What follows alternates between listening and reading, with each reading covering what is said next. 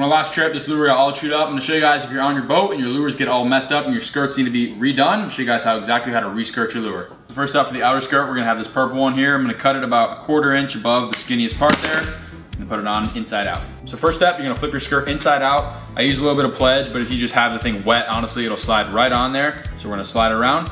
Get this purple skirt pushed almost all the way up to the top.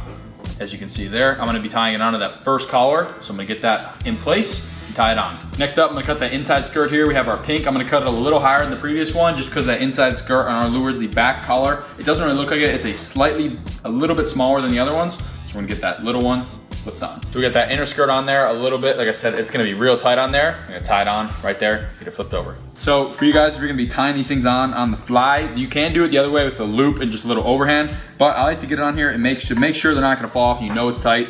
Put a little bit of I think this is a 1/2 hitch, get it on there, lock it in there. You can use this, you shove it, hold it with one hand, get it locked down tight. And that thing, leave a little bit, I like to leave about a 1/2 inch tag end. And this knot is the best way to secure a skirt on there if it's gonna be on there for a little while and you're not swishing them out. And that is not going anywhere. I can pull as hard as I want, not coming off. So once I got those skirts flipped all the way back over, make sure that they are cinched on there in place. I'm gonna add 2 wings onto this thing. So for this, we're gonna grab some twine. I like to get, this might be a little harder to do on the boat, but if you grab it, I got the twine, hold the head in my hands. I like to line the wings up with the eyes.